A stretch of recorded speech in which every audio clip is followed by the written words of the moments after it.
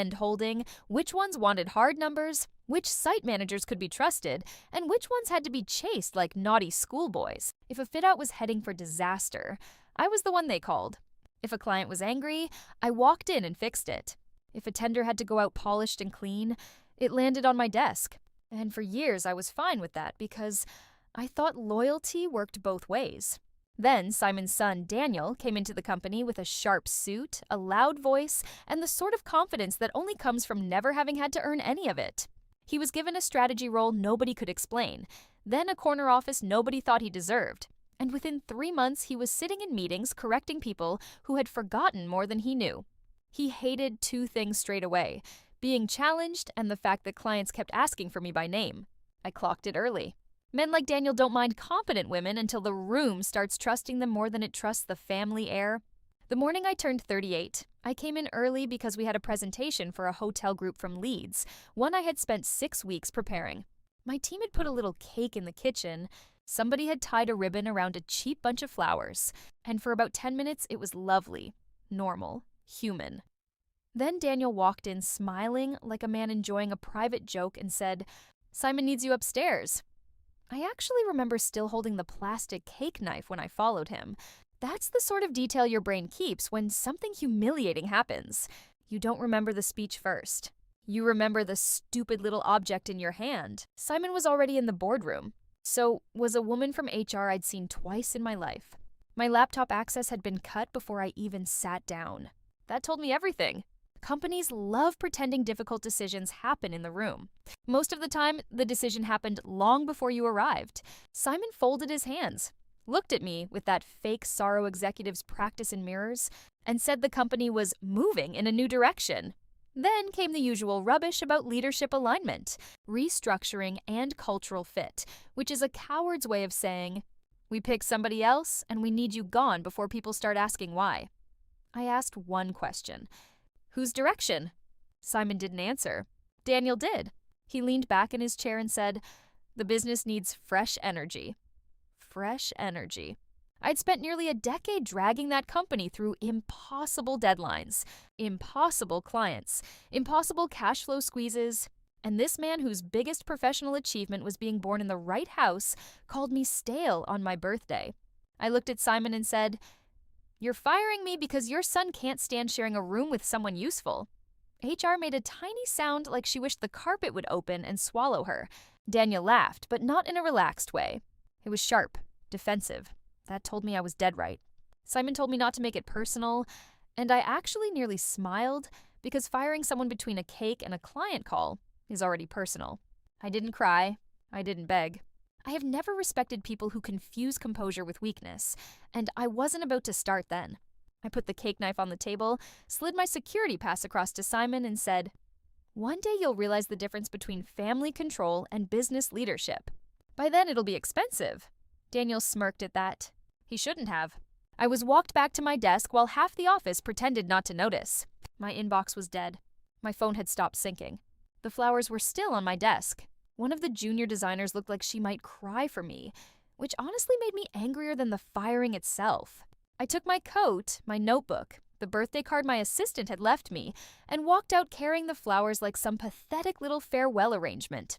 And here's my opinion, plain and simple. If a company fires you on your birthday, they are not making a tough business decision. They are telling you exactly what kind of people they are. Cruelty isn't a management style. It's just cowardice in a blazer. I got home before noon, sat on my sofa in complete silence, and stared at the flowers until my phone rang. It was Harriet Vale, a client I'd helped out of a messy office relocation the year before.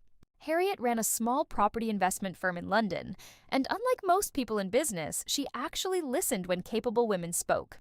She said she'd heard what happened from one of the contractors by breakfast time, which tells you how quickly bad decisions travel when people in an industry have been waiting for them.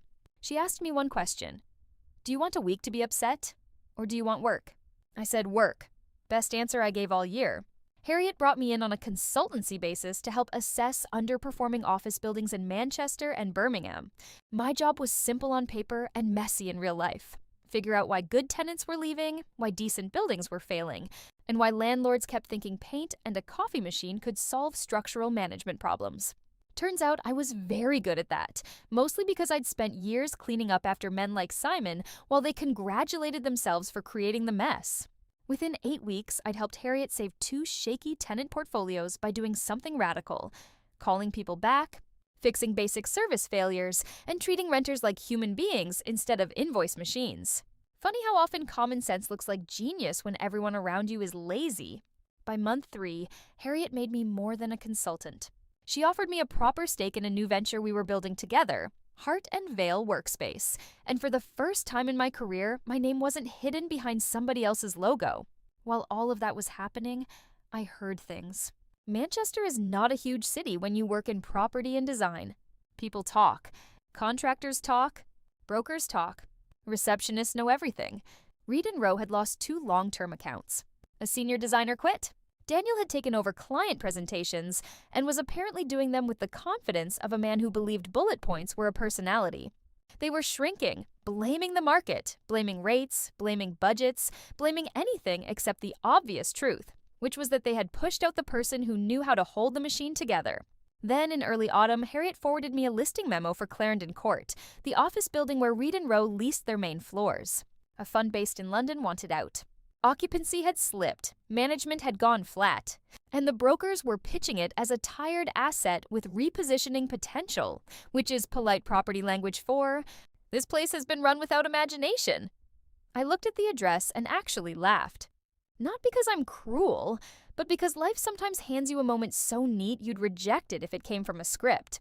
Harriet called me and said, "Tell me honestly, is this worth our time?" I said, "Only if we want the easiest value play in Manchester." We walked to the building 2 days later. The bones were good, the common areas were dated, the service culture was sleepy, and half the tenants had the same complaint. Nobody felt looked after. I knew that building well. I knew the traffic flow, the weak floors, the dead corners, the wasted meeting suites, even the hours the lobby felt empty enough to scare off new tenants. I also knew Reed & Rowe had quietly given back one of their floors and were trying to renegotiate another lease because cash was getting tight. Harriet looked at me in the lobby and said, "You're smiling," I said, "because they fired the wrong woman in the wrong building." We moved quickly. No drama, no movie nonsense, just hard work, lender meetings, late calls, negotiation, and the sort of paperwork that actually changes people's lives.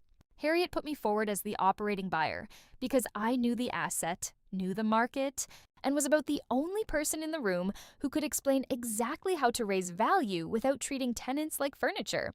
6 months after I was fired, I sat in a solicitor's office in Manchester and signed the final documents as managing owner through Heart and Veil's purchase company. My money was in the deal, my name was on the papers, and when I walked out, Clarendon Court was mine to run. Not my old desk, not my old department, the whole building, the lift, the lobby, the leases, the future of every floor. I didn't post about it. I didn't send Simon a smug message. People who are truly back on their feet don't usually need the performance. But I did ask our building manager to set a tenant meeting for the major occupiers that Friday afternoon, including Reed & Rowe. I wanted all conversations done properly, face-to-face, no gossip, no side channels. I arrived early and chose the boardroom on the 7th floor, the exact room where Simon had fired me. Petty? Maybe a little. Deserved completely. When Simon and Daniel walked in, they were still mid-conversation and didn't really look up at first. Then Simon did, stopped dead, and Daniel's face lost all color. It was one of the few moments in life that actually lands better than you imagine it. I stood up, shook Simon's hand like we were strangers at a trade event, and said, "Afternoon. I thought it was best we discuss your tenancy directly." Daniel looked at Harriet, then at me, then around the room like reality might change if he stared hard enough. "What is this?" he said. I pulled the file toward me and answered, "This is the first meeting under new ownership." Simon sat slowly. He was a proud man, but even pride has a face when it's been punched in the throat. Harriet stayed quiet and let me lead, which I appreciated more than she probably knew. Daniel recovered first, because men like him always do. They mistake noise for control. He said there had to be some misunderstanding. There wasn't. I walked them through the building acquisition, the lease review, the planned refurbishment, and the options for existing tenants. Reed & Rowe, I explained, were behind on service charges, under-occupied on one floor, and approaching a breakpoint on their current terms. Under previous management, those issues had been allowed to drift. Under mine, they would not. I offered them two lawful options. They could move into a smaller, newly updated suite on a shorter term that actually matched the size of the business they now were, or they could give notice and leave at quarter end. No threats, no shouting, no revenge pricing, no nonsense. Just business. Daniel was furious, which was rich coming from a man who had once called my firing fresh energy. Simon asked if we could speak privately. I said no. He told me I knew how much history his company had in the building. And there it was, the usual move, trying to wrap a business problem in sentiment once the numbers stopped going your way. I told him, "You taught me something useful in this room. Buildings don't run on history. They run on decisions." Daniel snapped and said I was enjoying this too much. I looked him straight in the eye and said, "No, I'm just not rescuing men who mistook my work for their entitlement." That shut him up, not because he agreed, but because he didn't have an answer. Simon tried one last line. He said, "Eleanor, I made the best decision I could at the time." And I finally gave him the truth he should have heard months earlier. "No, Simon, you made the easiest decision. You picked your son and called it strategy. Businesses survive bad months. They don't survive protected incompetence." The room went very still after that. Simon looked older than I remembered. Daniel looked exactly the same, which somehow was worse. In the end, they took the smaller suite because they had no leverage and, frankly, no better option. Reed and Rowe stayed in the building, just not as the loudest name on the glass anymore.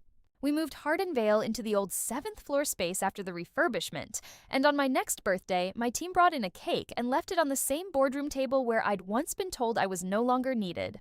This time, nobody asked me to step inside for 5 minutes. I was already at the head of the table, and that for me was the real payoff. Not humiliating them, not making a speech, not getting even in some dramatic way. It was quieter than that. It was better. It was sitting in a room I had once been pushed out of and knowing I never needed their permission to be valuable in the first place. People love saying success is the best revenge. I think that's too neat. Sometimes success isn't revenge at all. Sometimes it's just proof. Proof that the people who dismissed you were reading your worth from the wrong column.